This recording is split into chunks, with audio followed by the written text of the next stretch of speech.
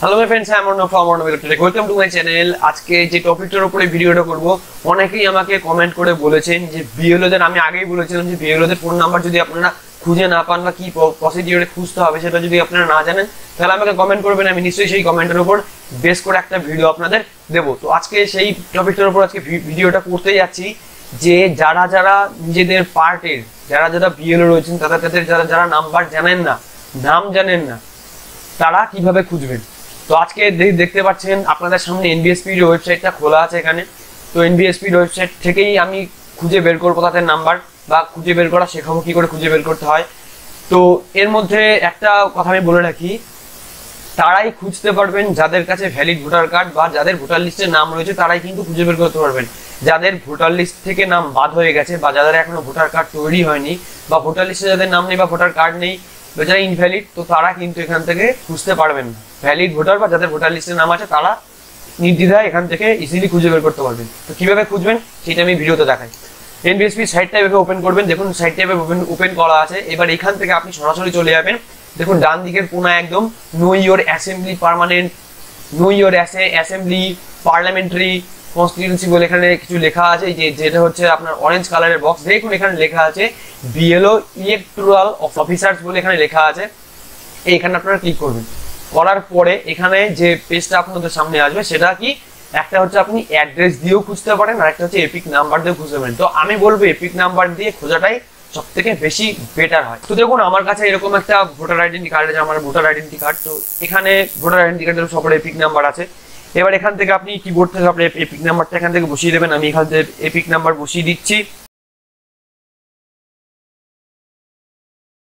সঠিকভাবে এপিক নাম্বারটা বসানো হওয়ার পরে এখানে দেখুন গ্রিন কালারের একটা সার্চ বক্স আছে, গ্রিন কালারের একটা সার্চ বক্স আছে। এই সার্চ বক্সের উপর আপনারা ক্লিক করুন। সার্চ বক্সে ক্লিক করার পরে সরাসরি নিচে চলে আসুন। নিচে আসলে দেখুন এখানে দেখা যাচ্ছে বিএলও ইলেকটোরাল অফিসার্স ডিটেল। ঠিক আছে, বিএলও বা ইলেকটোরাল অফিসার্স ডিটেল বলে দেওয়া আছে। তো এখানে দেখুন প্রথমেই লেখা আছে আমার পার্টির যিনি বিএলও, তার নাম এখানে আপনারা দেখতে পাচ্ছেন, আর তার ফোন নাম্বার এখানে আপনারা দেখতে পাচ্ছেন, ফোন নাম্বার। তারপরে রয়েছে আমি যেটা গত ভিডিও কয়েকটাই বলেছিলাম ইআরও বা ডিইও বলেছিলাম, ইআরও যেটা। তো এখানে ইআরওর ফোন নাম্বার আছে, এখানেও ইআরওর নাম আছে, ইআরওর ফোন নাম্বার আছে। নিচে দেখুন এখানে রয়েছে ডিইওর নাম, ডিইওর ফোন নাম্বার। তো একটা বিষয় আপনার জেনে রাখা দরকার আছে, প্রতি পার্ট নাম্বার অনুযায়ী কিন্তু বিএলও আপনারা ভিন্ন ভিন্ন বিএলও থাকবে বা বিএলও চেঞ্জ হচ্ছে, কিন্তু প্রত্যেক পার্টেই যে ইআরও বা ডিইও চেঞ্জ হবে এমন কোনো কিন্তু মানে নেই। ইআরও ডিইও হয়তো বা 3টে বা 4টে পার্টে সেম থাকতে পারে। মানে ধরুন 1 2 3 4 এই 4টে পার্টের ধরুন ইআরও এই একই ব্যক্তি বা ডিইও একই ব্যক্তি, কিন্তু এই 4টে পার্টের বিএলও কোনো সময় এক ব্যক্তি হবে না, না হওয়ারই চান্স সব থেকে বেশি। প্রত্যেকটা পার্টের বিএলও কিন্তু আলাদা আলাদা থাকবে। তাদের ফোন নাম্বারগুলো আপনারা ডান দিকে দেখতে পাচ্ছেন। এইবার এখানে সব থেকে বড় কোশ্চেন হচ্ছে যে এই ফোন নাম্বারে ফোনে পাওয়া যাবে কিনা। তো এই উত্তর কিন্তু আমার কাছে নেই। ফোন নাম্বার যদি তারা মানে ঠিকঠাক থেকে থাকে বা ফোন করার মতো উপযোগী হয়, তাহলে নিশ্চয়ই আপনারা ফোন পাবেন। তো আমি এখানে আমি বিএলওর সাথে আমি ফোনে কিছুদিন কথা বলেছি, ইয়ারোর সাথেও ফোনে কথা বলেছি, বাট আমি ডিইওকে কোনো ফোন টোন করিনি। তো আপনারা চেষ্টা করবেন বিএলওদের সাথে ম্যাক্সিমাম ভাবে কথাবার্তা বলে প্রবলেমগুলোকে শর্ট আউট করা। ডিইও আর ইয়ারওদের সবসময় বেশি ফোন করবেন না, তারা তো অলরেডি নিজেদের কাজে ব্যস্ত থাকেই জানেন।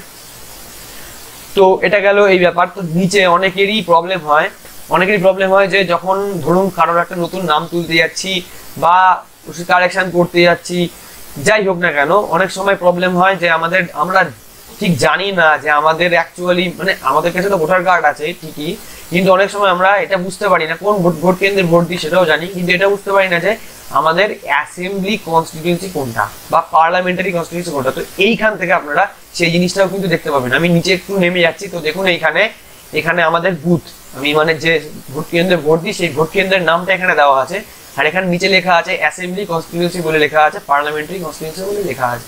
তো এখান থেকে আপনারা কিন্তু ইজিলি আপনাদের তথ্যগুলিকে খুঁজে বার করতে পারবেন। তো এই মোটামুটি। আর নিচে দেখুন এখানে রয়েছে পলিটিক্যাল পার্টি রিপ্রেজেন্টেটিভ বলে এখানে লেখা আছে। তো এইগুলো আপনাদের এখানে কিছু থাকে না, এগুলো একদম ব্ল্যাঙ্কই থাকে।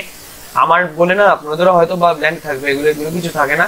তো এইগুলো নিয়ে আপনাদের মাথা ঘামানো দরকার। আপনাদের খালি কাজে লাগবে এখানে বিএলও অথবা ইলেকটোরাল অফিসার ডিটেল, আর লাগবে হচ্ছে assembly or parliamentary constituency detail.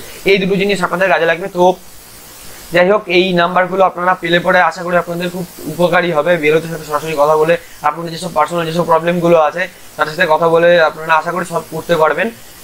তো ভিডিওটা আজকে বেশি লম্বা করুন, ভিডিওটা আজকে এখানেই শেষ করবো। ভিডিওটা যদি ভালো লাগে তাহলে একটা লাইক দেবেন, ভিডিওটা শেয়ার করুন, শেয়ার করার দরকার আছে।